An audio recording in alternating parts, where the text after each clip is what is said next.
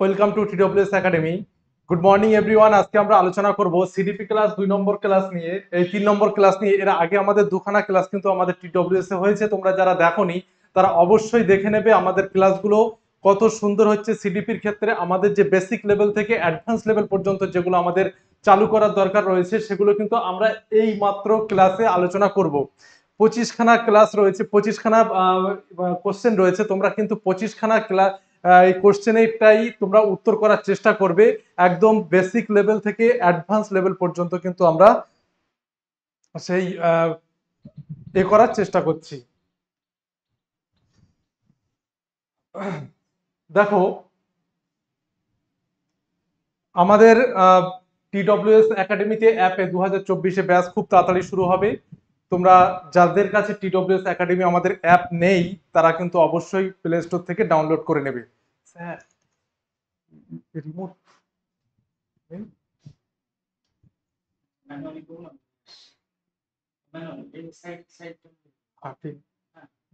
2024-এ batch শুরু হবে খুব শীঘ্রই। তোমরা আমাদের টিডব্লিউএস একাডেমি অ্যাপ অবশ্যই ডাউনলোড করে নেবে। চলো শুরু করি। 1 নম্বর দেখো, 1 নম্বরে দেখো, মিশ্র সামর্থ্যের শিক্ষার্থী বিশিষ্ট শ্রেণীকক্ষে দলে বিভাজনের জন্য নিম্নলিখিত কৌশলগুলির মধ্যে কোনটি আপনি গ্রহণ করবেন। অর্থাৎ মিশ্র সামর্থ্য ভিত্তিক শ্রেণীকক্ষে, অর্থাৎ দেখা গেল যে একটা শ্রেণীকক্ষে শিক্ষার্থীদের মধ্যে মিশ্র শ্রেণীকক্ষ রয়েছে, মিশ্র শিক্ষার্থী রয়েছে। কারা উন্নত মানের, কারা একটু মাঝারি বা বুদ্ধির দিক থেকে বা সক্ষমতার দিক থেকে। সেরকম শ্রেণীকক্ষে দলে বিভাজনের জন্য নিম্নলিখিত কৌশলগুলির মধ্যে কোনটি আপনি গ্রহণ করবেন, অর্থাৎ এই কৌশলগুলির মধ্যে কোনটা সবচেয়ে অ্যাপ্রোপ্রিয়েট হবে আমাদের ক্লাসের রুমে। ভালো করে আমি বারবার সিডিপির ক্ষেত্রে আমি যেটা বারবার বলি যে ভালো করে পড়ে তারপর কিন্তু উত্তর করার চেষ্টা করবে।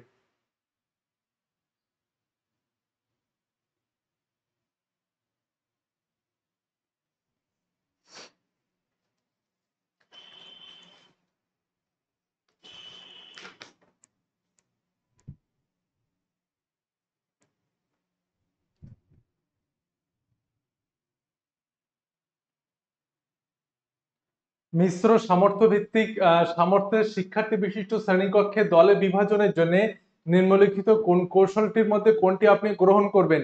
শ্রেণীকক্ষকে শিক্ষার্থীদের ক্রমিক সংখ্যার ভিত্তিতে পৃথক পৃথক দলে বিভক্ত করবেন।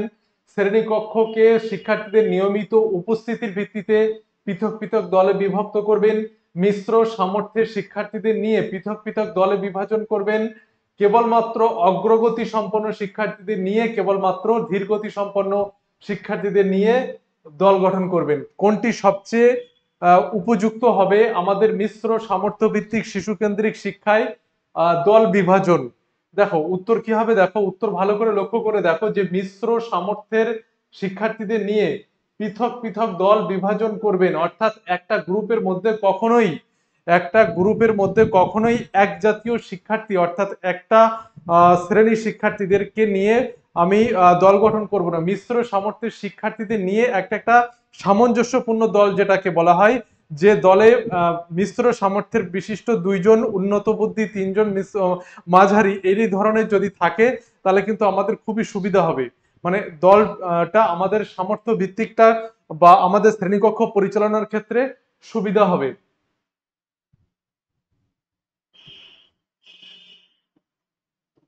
2 নম্বরটা দেখো, কোন মনোবিদদের মতে 5 থেকে 12 বছর বয়সী শিশুদের মধ্যে ঠিক ভুল বিষয়ে অনমনীয় মনোভাব সংশোধিত হয়ে থাকে। কোন মনোবিদের মতে 5 থেকে 12 বছর বয়সী শিশুদের মধ্যে ঠিক ভুল বিষয়ে অনমনীয় মনোভাব সংশোধিত হয়ে থাকে, অর্থাৎ অনমনীয় মনোভাব তাদের মধ্যে ঠিক ভুল বিষয়ে সেটা সংশোধন, অর্থাৎ সেটা পরিপূর্ণভাবে আবার রিভাইজ করা, অর্থাৎ সংশোধিত হয়ে থাকে। এটা কোন মনোবিদদের মতে? ভালো করে লক্ষ্য করবে, দেখবে যে ঠিক ভুল বিষয়ের অনমনীয় মনোভাব, এই ঠিক ভুল বিষয় যেটাকে আমরা নৈতিকতা বলে থাকি।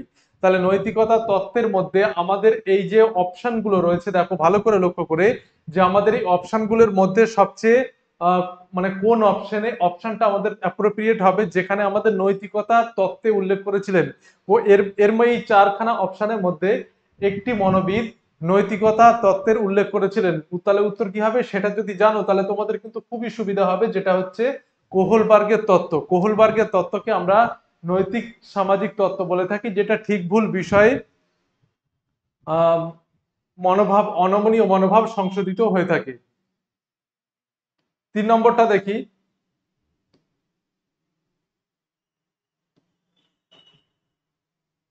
বোর্ডের ওপর লেখা এবং আঁকার ক্ষমতা একজন শিক্ষকের জন্য প্রয়োজনীয়, যা নিম্নলিখিত একটি দক্ষতার সঙ্গে জড়িত। তা হলো, বোর্ডের ওপর লেখা এবং আঁকার ক্ষমতা একজন শিক্ষকের জন্য প্রয়োজনীয়, যা নিম্নলিখিত একটি দক্ষতার সঙ্গে জড়িত। তা হলো আবেগগত দক্ষতা, মনোদৈহিক দক্ষতা, জ্ঞানমূলক দক্ষতা, ওপরের সবকটি। ভালো করে পড়ে উত্তর করবে যে বোর্ডের ওপর লেখা এবং আঁকার ক্ষমতা একজন শিক্ষকের জন্য প্রয়োজনীয় এবং যা নিম্নলিখিত একটি দক্ষতার সঙ্গে জড়িত। কোন দক্ষতার সাথে জড়িত? আবেগগত দক্ষতা, মনোদৈহিক দক্ষতা, জ্ঞানমূলক দক্ষতা, উপরের সবগুলি সঠিক। কোনটি হবে?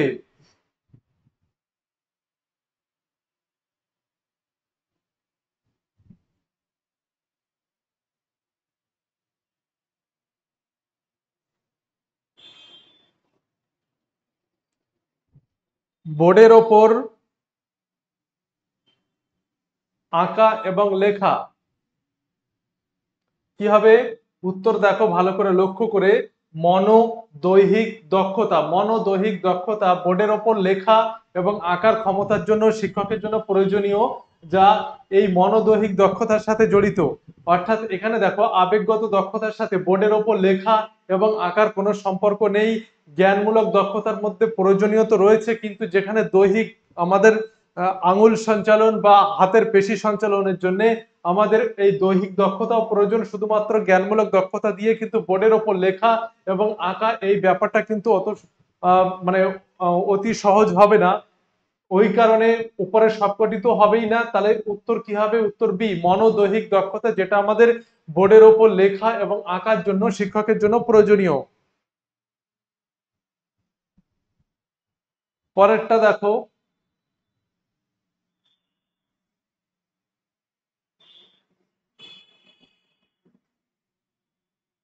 শিক্ষকের কোন দিকটি শিক্ষার্থীর বিকাশকে সর্বাধিক প্রভাবিত করে? শিক্ষকের কোন দিকটি শিক্ষার্থীর বিকাশকে সর্বাধিক প্রভাবিত করে?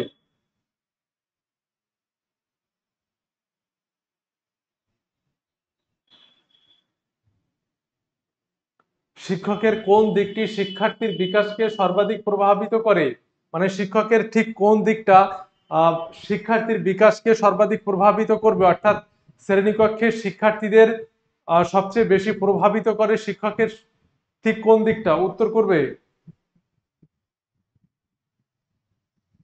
শিক্ষকের বয়স, শিক্ষকের লিঙ্গ, শিক্ষকের শিক্ষাগত যোগ্যতা, শিক্ষকের সাথে শিক্ষার্থীর সম্পর্ক। অবশ্যই পড়ে তোমরা বুঝতে পারছো যে আমাদের এখানে উত্তর কিন্তু ডি, অপশন ডি কিন্তু কারেক্ট অ্যান্সার হবে, যেখানে আমাদের শিক্ষকের সাথে শিক্ষার্থীর সম্পর্ক কতটা মধুর তার উপরে কিন্তু শিক্ষার্থীর বিকাশকে সর্বাধিক প্রভাবিত করে।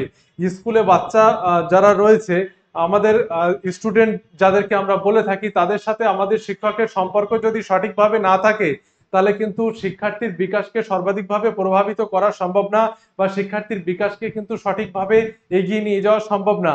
যে ক্ষেত্রে আমরা দেখতে পাবো যে আমাদের শ্রেণীকক্ষে শিক্ষার্থীরা যখন কোনো সমস্যায় পড়ে, ভালো শিক্ষকের সাথে সম্পর্কযুক্ত, অর্থাৎ শিক্ষার্থী মানে শিক্ষক, যে সমস্ত শিক্ষকরা শিক্ষার্থীদের ভালো চোখে দেখেন এবং তাদের বিভিন্ন সমস্যার সমাধানে এগিয়ে আসেন, বা কঠোর মনোভাব নয়, এরকম শিক্ষকের কাছে কিন্তু শিক্ষার্থীরা সমস্যায় পড়লে আগে যায় বা তাদের আগে জানায়। সেক্ষেত্রে আমাদের শিক্ষকের সাথে শিক্ষার্থীর যে সম্পর্ক সেটা যদি মধুর না হয়, তাহলে কিন্তু আমাদের শিক্ষা মানে শিক্ষার্থীদের বিকাশকে আহ এগিয়ে নিয়ে যাওয়া বা প্রভাবিত করা সঠিকভাবে সম্ভব হবে না। পরেরটা দেখো। ইলেকট্রিক থিওরি তত্ত্ব নামে পরিচিত কোন তত্ত্ব? অনেকের কাছে এটা গুরুত্বপূর্ণ, অনেকের কাছে এটা নতুন, যে ইলেকট্রিক থিওরি তত্ত্ব নামে পরিচিত কোন তত্ত্ব?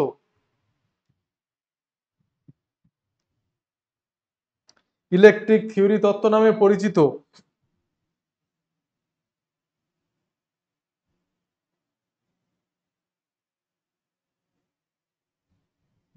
আমি আবারও বলছি যে আমাদের 24-এর টেটে যাদের লক্ষ্য রয়েছে 24-এর টেট পাস করার ক্ষেত্রে, তাদের কিন্তু পড়াশোনা শুরু করা অনেক আগেই উচিত। কারণ আমাদের যখনই নোটিফিকেশন আসবে তার কিছু সেই থেকে যদি আমরা পড়াশোনা শুরু করি, তাহলে কিন্তু আমাদের ওই যে সিডিপির ক্ষেত্রে যে সমস্ত প্রশ্নগুলো 23-এর টেটে এসেছিল সেইগুলোই যদি আবার ঘুরিয়ে বা সেই ধরনের বা সেই টাইপের যদি আমি 24-এর টেটে আমরা পাই, সেই লেভেলের যে উত্তর সেইগুলো করতে গেলে কিন্তু আমাদের একটা বেসিক লেভেল দরকার, যে যেটা আমরা পাবো আমাদের পড়াশোনার মাধ্যমে। সেই পড়াশোনাটা সঠিকভাবে গাইড করতে পারবে একমাত্র অভিজ্ঞ এবং যারা এতদিন টেট পড়িয়ে এসছেন বা টেটের জন্য যারা প্রিপারেশনের জন্য প্রস্তুতি নিতে বলছেন তাদের পরামর্শ। এবার আমি আসি যে আমাদের এই যে ব্যাচটা, আমাদের যে এই যে ক্লাসগুলো আমাদের যে শুরু হয়েছে, সেক্ষেত্রে কিন্তু তোমরা পরিপূর্ণ একটা ধারণা পাবে যে কি ধরনের প্রশ্ন আসতে পারে এবং বেসিক লেভেল থেকে অ্যাডভান্স লেভেল পর্যন্ত কিন্তু আমাদের এই ধারণাগুলো আস্তে আস্তে ক্লিয়ার করা হবে। এবং আমাদের 2024-এর টেটে যদি আমাদের ব্যাচ শুরু হয় পেইড ব্যাচ, সেক্ষেত্রে কিন্তু তোমরা পেইড ব্যাচ নিতে পারো। সেক্ষেত্রে একটা আমাদের ধারণা কিন্তু পরিপূর্ণভাবে গঠন করা সম্ভব হবে। সেজন্য আমি বলছি যে যে আমাদের যে ইউটিউবে যে ক্লাসটা রয়েছে আমাদের এখনো পর্যন্ত আমরা শুরু করেছি, সেগুলো ভালো করে মন দিয়ে করো। অবশ্যই তোমাদের কিন্তু উপকার হবে 24-এর টেটের কে লক্ষ্য রেখেই আমি বলছি। আর যেহেতু সামনে টেট পরীক্ষা অনুষ্ঠিত হওয়ার একটা সম্ভাবনা রয়েছে, সেক্ষেত্রে এখনই পড়াশোনা করা উচিত। ইলেকট্রিক থিওরি তত্ত্ব নামে পরিচিত কোনটি? উত্তর কি হবে? দেখো, উত্তর হবে স্পিয়ারম্যানের দ্বি-উপাদান তত্ত্ব। স্পিয়ারম্যানের দ্বি-উপাদান তত্ত্ব হচ্ছে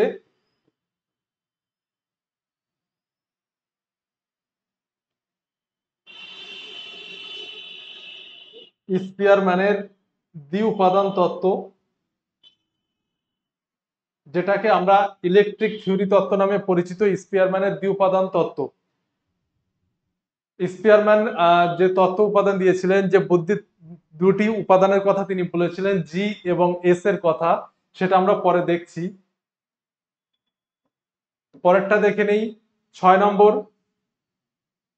স্পিয়ারম্যান দ্বিউপাদান তত্ত্ব, টু ফ্যাক্টর থিওরি।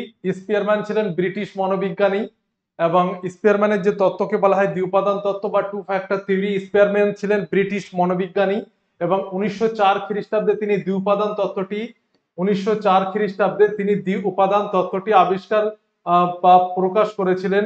1904 খ্রিস্টাব্দে তিনি দ্বিউপাদান তত্ত্বটি প্রকাশ করেছিলেন এবং তার বুদ্ধির তত্ত্বটি আমেরিকান জার্নাল অফ সাইকোলজিতে প্রকাশ করা হয়। প্রশ্ন আসতেই পারে যে আমাদের স্পিয়ারম্যানের দ্বিউপাদান তত্ত্বটি কোন জার্নালে প্রকাশ করা হয় বা কোন পত্রিকায় প্রকাশ করা হয়েছিল? আমেরিকান জার্নাল অফ সাইকোলজিতে প্রকাশ করা হয়েছিল। এবং তত্ত্বটির শিরোনাম কি ছিল? General intelligence objectively determined and measured.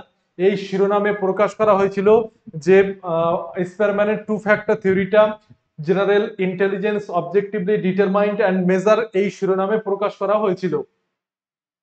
স্পিয়ারম্যানের দ্বি উপাদান তত্ত্বটি ইলেকট্রিক থিওরি নামেও পরিচিত, যেটা আমরা এক্ষুনি কোশ্চেন অ্যান্সার করলাম। অ্যাবিলিটিস অফ ম্যান বইটি স্পিয়ারম্যানের লেখা। এটাও মনে রাখবে যে অ্যাবিলিটিস অফ ম্যান বইটি কার লেখা? স্পিয়ারম্যানের লেখা।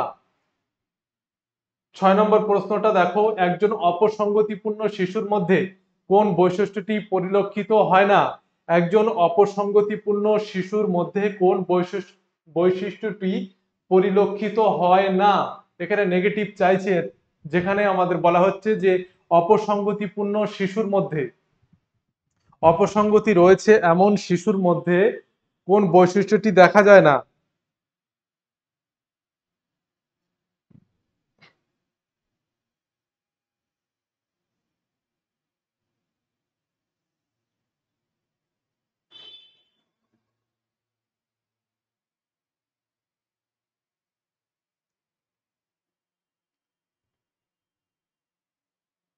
দেখো, ভালো করে লক্ষ্য করে দেখবে যে একজন অপসঙ্গতিপূর্ণ শিশু অর্থাৎ ঠিকঠাক ভাবে মানিয়ে নিতে পারছে না, নিজের পরিবেশ সম্পর্কে সচেতন নয়, বিভিন্ন বিভিন্ন সহপাঠী তা বা সামাজিক পরিবেশের সাথে সে সঠিকভাবে করতে পারছে না, মানে সঠিকভাবে মিশতে পারছে না, মিথস্ক্রিয়া করতে পারছে না। সেক্ষেত্রে কি হবে? বৈশিষ্ট্যটি পরিলক্ষিত হয় না। সঠিকভাবে অন্যের প্রশংসা করা, এটা কিন্তু তারা পারবে না। বাদ বাকিগুলো দেখো, মানুষ ও পরিবেশের প্রতি ধ্বংসাত্মক ব্যবহার, তার মধ্যে দেখা যাবে অন্তর্মুখিতা, অর্থাৎ কারোর সাথে ঠিকঠাক ভাবে কথা না বলে, সঠিকভাবে মত প্রকাশ না করে নিজের মধ্যেই থাকা, আর ভীরুতা তার মধ্যে দেখা যাবে, কিন্তু সঠিকভাবে অন্যের প্রশংসা করা এই জিনিসটা কিন্তু তার মধ্যে দেখা যায় না। 7 নম্বর দেখো, শিশুর সামগ্রিক বিকাশ প্রক্রিয়া হলো মনস্তাত্ত্বিক, শারীরবৃত্তীয়, মনোদৈহিক, জৈবিক। শিশুর সামগ্রিক বিকাশ প্রক্রিয়া কি ধরনের?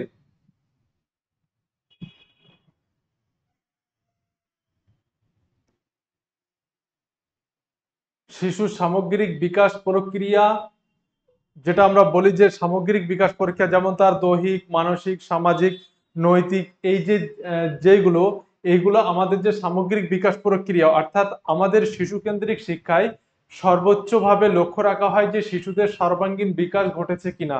এখানে সর্বাঙ্গীন বিকাশ বলতে কি?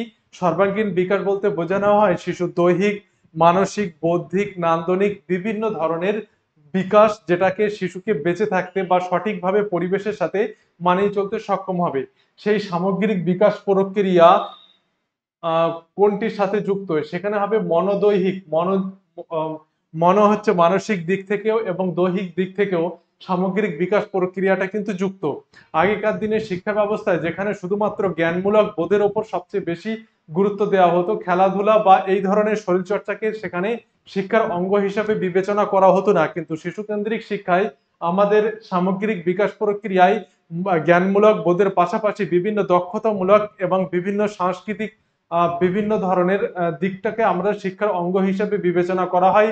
এক্ষেত্রে মনে করা হয় যে শিশু সর্বাঙ্গীন বিকাশের জন্য আমাদের এই সবগুলোই কিন্তু একটা পরিধির, সব পরিধিগুলোকে আমাদের শিশু কেন্দ্রিক শিক্ষার মধ্যে অন্তর্ভুক্ত করা হয়েছে। ওই জন্য সামগ্রিক বিকাশ প্রক্রিয়ায় মনোদিক, মানবিক এবং দৈহিক, এই দুটো দিককেই কিন্তু সঠিকভাবে বিবেচনা করা হয়েছে। 8 নম্বর দেখো, কোনো বিষয়ের মনে রাখা বা ভুলে যাওয়া নির্ভর করে ব্যক্তির চাহিদা বা তাগিদের উপর। এটিকে বলা হয়, কোনো বিষয়ের মনে রাখা বা ভুলে যাওয়া নির্ভর করে ব্যক্তির চাহিদা বা তাগিদের উপর। অর্থাৎ তোমার যদি চাহিদা থাকে এই জিনিসটা আমার মনে রাখার দরকার রয়েছে বা এই জিনিসটা আমাকে মনে রাখতেই হবে, তাহলে আমরা কিন্তু সেই জিনিসটা মনে রাখি। আবার অনেক সময় দেখা গেল চাহিদা না থাকলে সেটা আমরা ভুলেও যাই। তাহলে সেক্ষেত্রে আমাদের এটিকে বলা হয় কি ধরনের প্রতিবন্ধকতা বা স্মৃতি ভ্রষ্টতা, এটাকে বলা হয় কোনটা?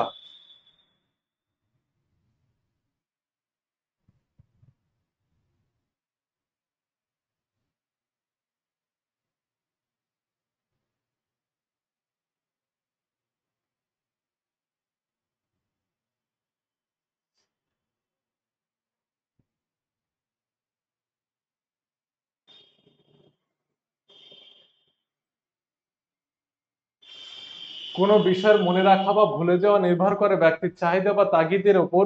এটিকে বলা হয় নিউরোজনিক স্মৃতিভ্রষ্টতা বা আমাদের স্নায়বিক যে স্মৃতিভ্রষ্টতা। সেক্ষেত্রে কিন্তু এটা দেখা যায় পরোক্ষমূলক নয়, পশ্চাৎমুখী নয়, পূর্বশিখন প্রতিবন্ধকতা নয়, এগুলো সব আলাদা আলাদা ভাবে স্মৃতিভ্রষ্টতা ঘটে থাকে। কিন্তু আমাদের নিউরোজনিক স্মৃতিভ্রষ্টতা, যেটাকে আমাদের চাহিদা বা তাড়নাকে আমাদের উদ্দীপিত করে আমাদের নিউরন, আমাদের স্নায়ুতন্ত্র, সেক্ষেত্রে কিন্তু আমাদের আহ মনে রাখা বা ভুলে যাওয়া এই বিষয়টা নির্ভর করে নিউরোজনিক স্মৃতিভ্রষ্টতার উপরে। ভালো করে চিন্তা করে লক্ষ্য করে দেখবে যে নিউরোজনিক স্মৃতিভ্রষ্টতার কারণে আমাদের চাহিদা বা তাগিদের উপর প্রভাব বিস্তার করে, এবং এই কারণে আমরা কোনো বিষয় ভুলে যাওয়া বা মনে রাখা বিষয়টা কিন্তু নির্ভর করা হয়। তারপরে দেখো 9 নম্বরটা, একটি পিছিয়ে পড়া শিক্ষার্থী আপনার ক্লাসে কোনো প্রতিক্রিয়া জানায় না, আপনি কোনটি করবেন? মানে একটি পিছিয়ে পড়া শিক্ষার্থী আপনার ক্লাসে কোনো ধরনের প্রতিক্রিয়া জানায় না, সেক্ষেত্রে আপনি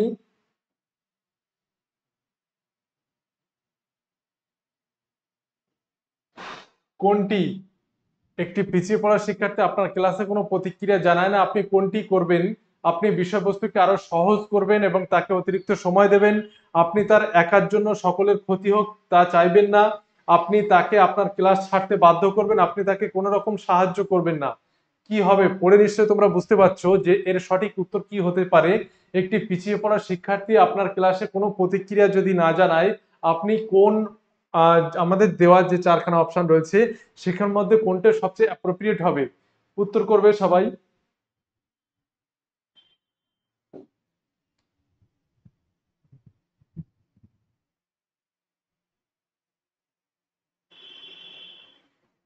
যদি আপনার ক্লাসে কোনো শিক্ষার্থী যদি সঠিকভাবে প্রতিক্রিয়া না জানায়, আপনি তাকে আপনার বিষয়বস্তু আরো সহজভাবে বোঝাবেন এবং তাকে অতিরিক্ত সময় দেবেন বোঝার জন্য এবং গ্রহণ করার জন্য, এবং তাকে আরো প্রতিক্রিয়া জানানোর জন্য আরো বেশি সময় দিতে হবে। কারণ আপনি একজন শিক্ষক হিসাবে আপনি আপনার শ্রেণীকক্ষে সমস্ত বাচ্চাদেরকে, সমস্ত স্টুডেন্টকে আপনার পড়ানোর মধ্যে, আপনার বোঝানোর ক্ষমতার মধ্যে নিয়ে আসা দরকার, পরিধির মধ্যে।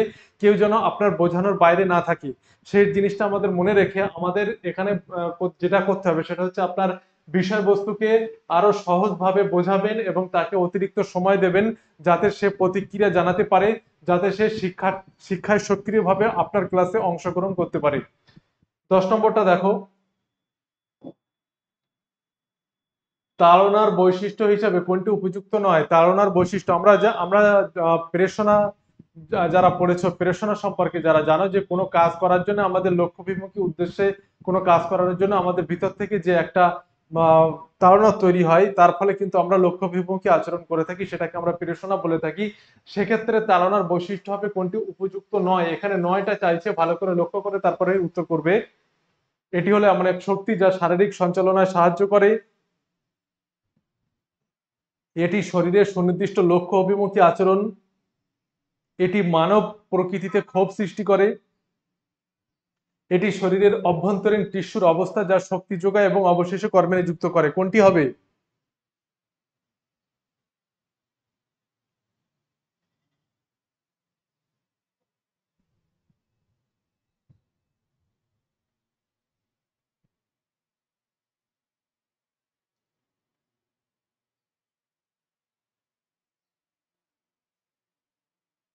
উত্তর কি হবে? দেখো, উত্তর হবে ডি, এটি শরীরের এক আভ্যন্তরীণ টিস্যুর অবস্থা যা শক্তি যোগায় এবং কর্মে নিযুক্ত করে। এই তাড়না, আমাদের চাহিদা থেকে কিন্তু তাড়না তৈরি হয়। অর্থাৎ দেখা গেল যে আমাদের, মনে করো একটা জল পিপাসা বা জল তেষ্টা পেয়েছে, সে তখন আমাদের যে জল তেষ্টা, যে তাড়না, এটাকে আমাদের চাহিদা বলা হয়, যে এক্ষুনি আমার জল দরকার। এবং সেই হিসাবে আমাদের ভিতরে একটা অবস্থা, অস্বস্তিকর অবস্থা তৈরি হয়, যেটাকে আমরা তাড়না বলে থাকি। যার ফলে এই একটা আভ্যন্তরীণ টিস্যুর অবস্থা যা আমাদের শক্তি যোগায় এবং অবশেষে আমাদের কর্মে নিযুক্ত করে, অর্থাৎ জলের খোঁজে, অর্থাৎ জল পাওয়ার জন্য আমরা কিন্তু কর্মে নিযুক্ত হয়ে পড়ি। সেক্ষেত্রে আমাদের একটা উদাহরণ আমি এটা দিলাম, কিন্তু এই তাড়নার বৈশিষ্ট্য হচ্ছে যে চাহিদা থেকেই কিন্তু আমাদের তাড়না তৈরি হয়, এই জিনিসটা কিন্তু মনে রাখা দরকার। তারপর একটা দেখো, সংবেদন সঞ্চালনমূলক স্তরে বয়সসীমা কত? সংবেদন সঞ্চালনমূলক স্তরে, এই টার্মটা কোথায় শুনেছো? অনেকে বুঝতে পারছো যে টার্মটা নিশ্চয়ই জিন পিয়াজেটের কগনিটিভ ডেভেলপমেন্ট অর্থাৎ জ্ঞানমূলক প্রজ্ঞার বিকাশের তত্ত্বের মধ্যে পড়ছে। সেখানে যে চারখানা স্তর রয়েছে, সেখানে চারখানা স্তরের মধ্যে প্রথম যেটা রয়েছে, সংবেদন সঞ্চালনমূলক স্তরে বয়সসীমা কত? সংবেদন সঞ্চালনমূলক স্তরে বয়সসীমা কত? উত্তর করবে সবাই। সংবেদন সঞ্চালনমূলক স্তরে বয়সসীমা, উত্তর দেখো, উত্তর হবে 0 থেকে 2 বছর। এটা হচ্ছে সংবেদন সঞ্চালনমূলক স্তরের বয়সসীমার মধ্যে পড়ছে।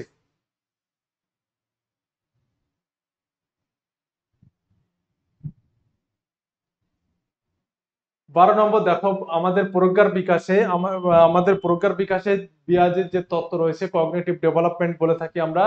প্রজ্ঞা সম্পর্কে কি একটু জেনে নাও, যে জানার বিভিন্ন প্রক্রিয়া, আমরা যেভাবে জানতে পারি বা জানার চেষ্টা করি তাই হলো প্রজ্ঞা, অর্থাৎ বৌদ্ধিক জ্ঞান আমরা যেটাকে আমরা বলে থাকি।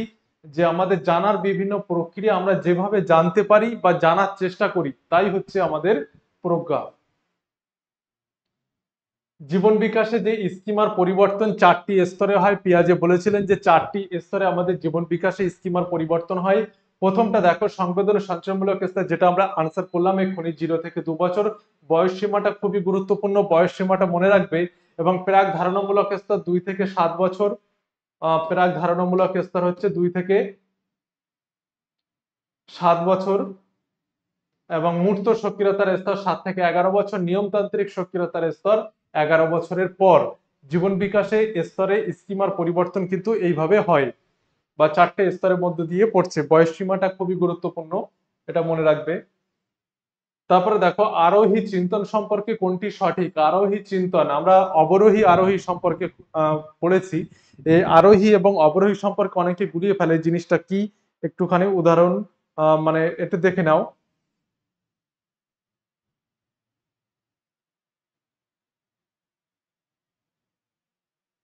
আরোহী চিন্তন সম্পর্কে কোনটি সঠিক, উত্তর কি হবে? উত্তর হবে দেখো আরোহী চিন্তন সম্পর্কে উদাহরণ থেকে সূত্রে, এটা কিন্তু সঠিক। অর্থাৎ প্রথমে উদাহরণ দেওয়া হলো, তারপরে একটা জেনারেলাইজ করে সূত্রে যাওয়া হলো, সেটাকে বলা হচ্ছে আরোহী চিন্তন।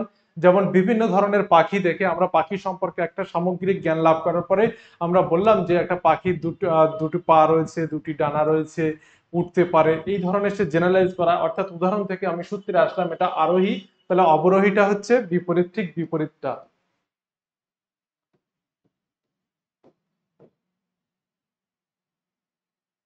13 নম্বরটা দেখো, বস্তুকে বড় থেকে ছোট বা ভারী থেকে হালকা বা উল্টো ভাবে সাজাতে পারে বিকাশের কোন স্তরে। বিকাশ মানে হচ্ছে পেঁয়াজের জ্ঞানমূলক বিকাশ বা স্কিমার পরিবর্তন যে বিকাশ স্তরে হয়ে থাকে, সে কোন বিকাশ স্তরে বস্তুকে বড় থেকে ছোট, ভারী থেকে হালকা বা উল্টো ভাবে সাজাতে পারে, বা উল্টো ভাবে সাজাতে পারে, উত্তর করবে।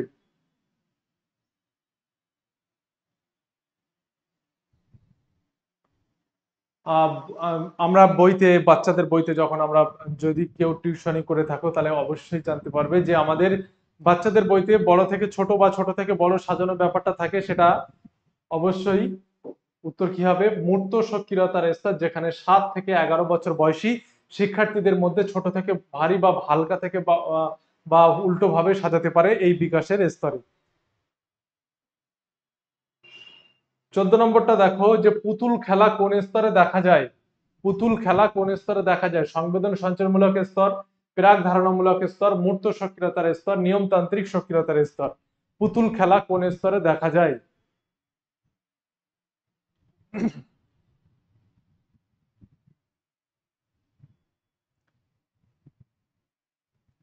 উত্তর করবে সবাই, কারণ আমরা যে সমস্ত কোশ্চেন গুলো নিয়ে আসছি, সে কোশ্চেন গুলো বেসিক ধারণার ক্ষেত্রে খুবই উপযোগী। এরপরে আমরা কিন্তু আস্তে আস্তে এগিয়ে যাব আমাদের সিলেবাসের দিকে।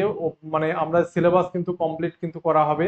সেক্ষেত্রে আমাদের যদি টিডব্লিউএস অ্যাপে পেইড ব্যাচ শুরু হয়, সেক্ষেত্রে আমরা আমাদের সিলেবাসটা আমরা ওই জায়গাটায় কমপ্লিট করব। এবং যদি টিডব্লিউএস একাডেমিতে আমাদের পেইড ব্যাচ শুরু হয়, ভালো করে বোঝার চেষ্টা করবে।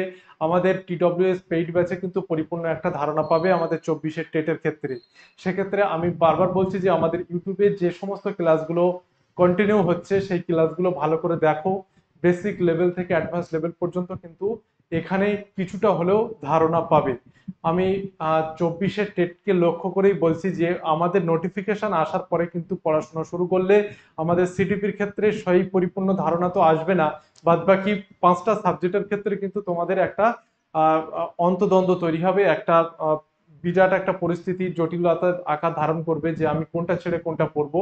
সেক্ষেত্রে যদি আমার সিডিপি যদি কঠিন লাগে বা সিডিপির ক্ষেত্রে আমাদের উত্তর করতে অনেকটা ভাবনা চিন্তা দরকার হয়, সেক্ষেত্রে আগে তুমি যেটা পাচ্ছ সেটা আগে শুরু করো। পড়াশোনার বিকল্প নেই, পড়াশোনার কোনো নিয়ম নেই যে আমাদের ওই মাসেই পড়া উচিত, তারপরে নোটিফিকেশন পরে পড়া উচিত, এগুলো না করাই ভালো। যেহেতু আহ, পরীক্ষা পদ্ধতি বা পরীক্ষা সম্পর্কে যে যারা 23-এর টেট বা 22-এর টেট দিয়েছে তারা অবশ্যই জানো যে সিডিপির ক্ষেত্রে কিছু একটা গুরুত্বপূর্ণ ব্যাপার যেটা হচ্ছে যে আমাদের অন্যান্য সাবজেক্টে একটা পেডাগগি, সেই সাবজেক্টের পেডাগগি সম্পর্কে আসছে। সেক্ষেত্রে সিডিপির এই বেসিক জিনিসগুলো কিন্তু তোমার ওই সাবজেক্টের বাকি 15টার ক্ষেত্রে কিন্তু তোমাদের সুবিধা করবে। দেখো পুতুল খেলা কোন স্তরে দেখা যায়। আমরা পুতুল খেলা সাধারণত দেখা যায় 2 থেকে 7 বছর বয়সে প্রাক ধারণামূলক স্তরে পুতুল খেলার ব্যাপারটা চলে আসছে। তারপরে দেখো 15 নম্বর, দেখো সর্বপ্রাণবাদ বা অ্যানিমিস্টিক থিঙ্কিং কোন স্তরে বৈশিষ্ট্য। এটা সম্ভবত 22-এর টেটে এসেছিল যে আমাদের সর্বপ্রাণবাদ কোন স্তরে বৈশিষ্ট্য। সংবেদন সঞ্চয়মূলক স্তর, প্রাক ধারণামূলক স্তর, মূর্ত সক্রিয়তার স্তর, কোন স্তরে বৈশিষ্ট্য? সর্বপ্রাণবাদ কোন স্তরে বৈশিষ্ট্য? উত্তর হবে দেখো প্রাক ধারণামূলক স্তর, যেখানে 2 থেকে 7 বছর সর্বপ্রাণবাদ এই স্তরে বৈশিষ্ট্য। এখানে মনে করা হয় যে সবকিছুর মধ্যে প্রাণ রয়েছে, এই স্তরে বৈশিষ্ট্যের মধ্যে পড়ছে। প্রাক ধারণামূলক স্তর আমরা তো দেখে নিলাম যে সংবেদন সচেতনমূলক স্তরে বয়স সীমা হচ্ছে 0 থেকে 2 বছর। প্রাক ধারণামূলক স্তরে বৈশিষ্ট্য 2 থেকে 7 বছর। এখানে কি কি বৈশিষ্ট্যগুলো দেখা যায় একবার দেখে নাও। সর্বপ্রেরণবাদ, অ্যানিমিস্টিক থিঙ্কিং, এটা দেখা যায়। বিলম্বিত অনুকরণ দেখা যায়, অর্থাৎ কিছু সময় পরে তোমার দেখানোর কিছু সময় পরে কিন্তু সে অনুকরণ করবে, যেমন স্কুলের শিক্ষকদের অনুকরণ সে বাড়ি এসে করে থাকে। এবং সাংকেতিক চিন্তন, এগুলো সে করতে পারে যে 2 আর 2 4 এই ধরনের আত্মকেন্দ্রিক চিন্তন হয়ে থাকে, একমুখী চিন্তন। এবং অর্থাৎ একদিক দিয়ে চিন্তা করতে পারে যে একটা লম্বা গ্লাস, একটা চাপটা যদি একটা কোনো পাত্র থাকে, সেখানে যদি দুটোই একই পরিমাণে যদি জল ঢালা হয়, সে বলবে যে লম্বা পাত্রে জলের পরিমাণ বেশি। একমুখী চিন্তন করতে পারে। সোশিও ড্রামাটিক পেলে, যেখানে আমরা রান্নাবাটি খেলা বলে থাকি, অর্থাৎ সবাই ঘর করে, তারপরে অনেকে আত্মীয়ের, ওরা নিজেরাই খেলা করে যে আত্মীয়ের বাড়ি যাচ্ছি, বা বিভিন্ন ধরনের রান্না করে মানে মিছে মিছে, সেগুলো হচ্ছে সোশিও ড্রামাটিক পেলের মধ্যে পড়ছে। তারপরে দেখো মূর্ত সক্রিয়তার স্তরে বৈশিষ্ট্য যেগুলো আমরা পাচ্ছি। মূর্ত সক্রিয়তার স্তরে বৈশিষ্ট্য যে শ্রেণীকরণ ক্ষমতা, কর্মপর্যায় ক্ষমতা এবং আরোহী চিন্তন এগুলো করতে পারে। অর্থাৎ কর্মপর্যায় ক্ষমতা বড় থেকে ছোট, তারপর শ্রেণীকরণ ক্ষমতা, এগুলো কিন্তু এই স্তরে বৈশিষ্ট্যের মধ্যে পড়ছে। নিয়মতান্ত্রিক সক্রিয়তার স্তর, যেটা আমাদের 11 বছরের পর, সেখানে বিমূর্ত চিন্তন করতে পারে, অবরোহী চিন্তন করতে পারে, এবং সমস্যা সমাধান করার চিন্তন কিন্তু ওখানে রয়েছে। অবরোহী চিন্তন যেটা আরোহী চিন্তনের বিপরীত ছিল, সমস্যা সমাধান করার চিন্তন শুধুমাত্র নিয়মতান্ত্রিক সক্রিয়তার স্তরে দেখা যায়। 16 নম্বরটা দেখো, নিম্নলিখিত কোনটি শিখনের ফলাফল নয়? শিখনের ফলাফল নয় কোনটি? নিম্নলিখিত কোনটি শিখনের ফলাফল নয়?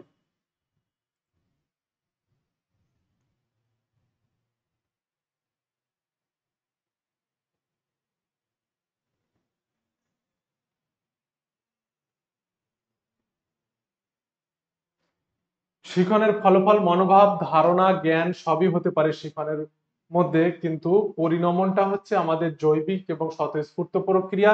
এখানে শিখনের ফলাফল এটা নয় যে নিম্নলিখিত কোনটি শিখনের ফলাফল নয়। পরিণমনটা শিখনের ফলাফলের মধ্যে পড়ছে না।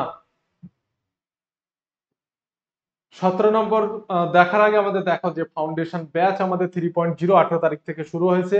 তোমরা যারা জবলবি টেট ছাড়াও অন্যান্য পরীক্ষার জন্য প্রস্তুতি নিচ্ছ, তাদের কিন্তু এই 3.0 কিন্তু ব্যাচটা তোমরা শুরু করতে পারো। আমাদের বিষয়ভিত্তিক ক্লাস এবং মক টেস্টের ব্যবস্থা কিন্তু রয়েছে।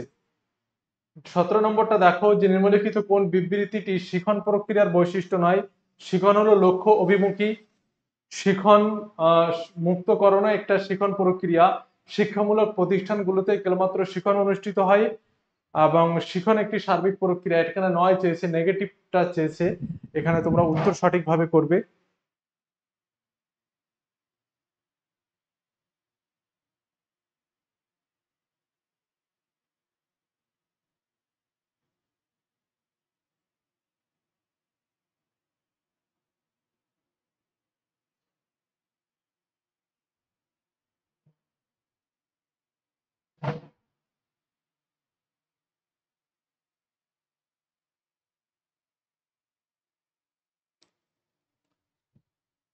কোন বিবৃতির শিখন প্রক্রিয়া বৈশিষ্ট্য নয়? উত্তর কিন্তু এটা হবে যে শিখন মুক্তকরণ একটি শিখন প্রক্রিয়া। কিন্তু এই কোশ্চেনের ক্ষেত্রে একটু সমস্যা রয়েছে, দেখবে যে শিক্ষামূলক প্রতিষ্ঠানগুলোতে কেবলমাত্র শিখন অনুষ্ঠিত হয়, এটা সঠিক নয়।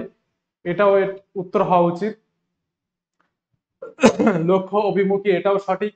একটি সার্বিক প্রক্রিয়া, এটাও সঠিক। কিন্তু শুধুমাত্র শিক্ষা প্রতিষ্ঠানগুলোতে যে শিখন হয়, এটাও সঠিক নয়। এই কোশ্চেনের ক্ষেত্রে আমরা যেটা করব সেটা হচ্ছে যে শিখন মুক্তকরণ, এটা থেকে এটা সবচেয়ে বেশি গুরুত্বপূর্ণ ভুল, যে শিখন মুক্তকরণ অর্থাৎ শিখন না শেখাটাও একটা শিখন। এটা আবার কি ধরনের অ্যান্সার হতে পারে, সেজন্য আমরা এটাই উত্তর করছি। পরেরটা দেখে নিই। তোমার শ্রেণীকক্ষে কোনো শিশু তার নিজের ব্যর্থতার দায় সর্বদা অন্য কোনো শিশুর উপর চাপিয়ে দেয়, সে কোন ধরনের প্রতিরক্ষণ কৌশল ব্যবহার করে? তোমার শ্রেণীকক্ষে কোনো শিশু তার নিজের ব্যর্থতার দায় সর্বদা অন্য কোনো শিশুর উপর চাপিয়ে দেয়, সে কোন ধরনের প্রতিরক্ষণ কৌশল ব্যবহার করে? ডিফেন্স মেকানিজম আমরা বলে থাকি। যে ডিফেন্স মেকানিজম সম্পর্কে আমরা পরে পড়ছি। যে ডিফেন্স মেকানিজম হলো যে কোনো ভুল করার পরে আমরা সেটাকে নিজেরাই সমাধান করার জন্য, নিজেদের বাঁচানোর জন্য সেটা আমরা বিভিন্ন কৌশল ব্যবহার করে থাকি, সেগুলোকে আমরা ডিফেন্স মেকানিজম বলে থাকি। যে নিজের ব্যর্থতার দায় তো নিজে নেবে না, অন্যের উপর চাপিয়ে দেবে, এইটা একটা ডিফেন্স মেকানিজম, সেটাকে বলা হয় প্রক্ষেপণ, যে নিজের দায় অন্যের উপর চাপিয়ে দেওয়া, সেটাকে আমরা প্রক্ষেপণ হিসাবে বলে থাকি। 19 নম্বর দেখো, বয়ঃসন্ধিকালের একটি পরিচিতি সমস্যা। বয়ঃসন্ধিকালের একটা পরিচিতি সমস্যা কি? উত্তর করবে যে বয়ঃসন্ধিকালের একটি পরিচিত সমস্যা।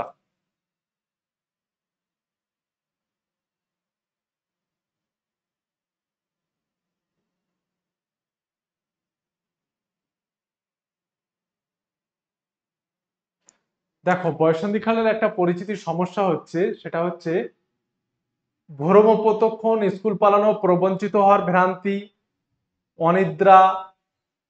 সবচেয়ে বড় সমস্যা যেটা হচ্ছে সেটা হচ্ছে স্কুল পালানো। এটা বয়ঃসন্ধিকালের একটা সবচেয়ে বড় পরিচিতিমূলক সমস্যা, যেটা বয়ঃসন্ধিকালে ছেলেমেয়েরা স্কুল থেকে পালিয়ে গিয়ে বিভিন্ন অ্যাক্টিভিটি তারা করে থাকে। এটা হচ্ছে স্কুল পালানো। তারপর একটা,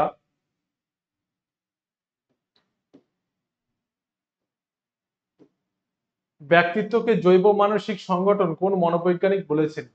ব্যক্তিত্বকে জৈব মানসিক সংগঠন, ব্যক্তিত্ব যেটাকে আমরা পার্সোনালিটি বলে থাকি, সেটা জৈব মানসিক সংগঠন কোন মনোবৈজ্ঞানিক বলেছেন, বা কোন মনোবৈজ্ঞানিকের দ্বারা এটা সংজ্ঞায়িত হয়েছে যে পার্সোনালিটি একটা জৈব, অর্থাৎ নিজের দৈহিক এবং মানসিক অর্থাৎ মেন্টালিটি একটা সংগঠন, এটা কোন মনোবিদ বলেছেন?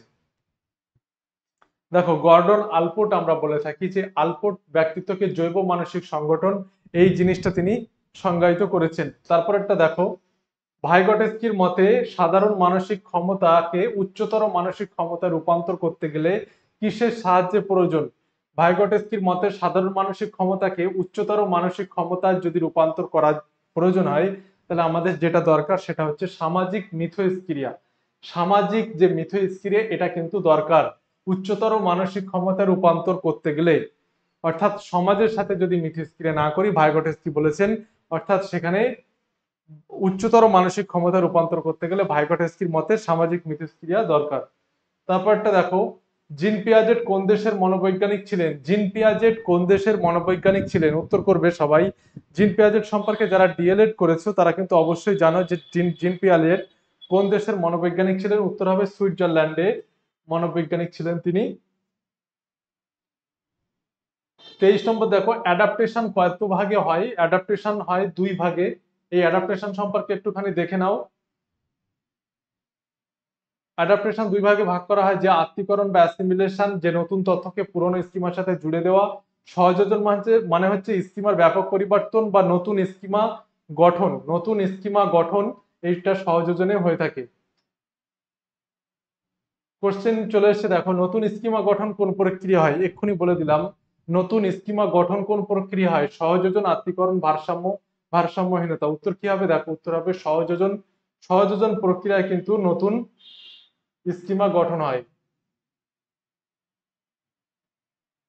একমুখী চিন্তন কোন স্তরে বৈশিষ্ট্য? একমুখী চিন্তন কোন স্তরে বৈশিষ্ট্য? আমরা যখন পড়ছিলাম তখন আমি অবশ্যই বলে দিয়েছিলাম যে এক ধরনের চিন্তা করতে পারে, অর্থাৎ একদিক দিয়ে চিন্তা করতে পারে। এটা হবে প্রাক ধারণামূলক স্তরে বৈশিষ্ট্য হচ্ছে একমুখী চিন্তনের বৈশিষ্ট্য দেখা যায়। আজকে এ পর্যন্ত ছিল। এর পরবর্তী সিডিপিতে আমরা আরো 25খানা ক্লাস নিয়ে আলোচনা করব, এবং 2024-এর টেট প্রস্তুতি হিসাবে আমাদের অ্যাপে কিন্তু ক্লাস শুরু হবে। যারা এখনো পর্যন্ত আমাদের এই ক্লাস সম্পর্কে জানো না, অর্থাৎ ক্লাস চালু হয়েছে তোমরা দেখছো না, তারা অবশ্যই কিন্তু দেখবে। এবং আমাদের 24-এর ব্যাচ টিডব্লিউএস এ কিন্তু শুরু হবে, এবং শোনাও যাচ্ছে যে আমাদের 23-এর টেটের রেজাল্ট কিন্তু খুব তাড়াতাড়ি বার হবে, এবং তারপরে কিন্তু 24-এর টেট পরীক্ষা প্রস্তুতি একটা সিদ্ধান্ত রয়েছে। সেক্ষেত্রে আমাদের টিডব্লিউএস একাডেমি যে পেইড ব্যাচ শুরু করবে 2024-এ, এই সম্ভাবনার কথা মাথায় রেখে তোমরা কিন্তু অবশ্যই আমাদের এই ক্লাসগুলো কিন্তু দেখতে থাকবে, তাহলে কিন্তু তোমরা অনেক উপকার পাবে। চলো, পরবর্তী ক্লাসে আবার সবার সাথে দেখা হচ্ছে।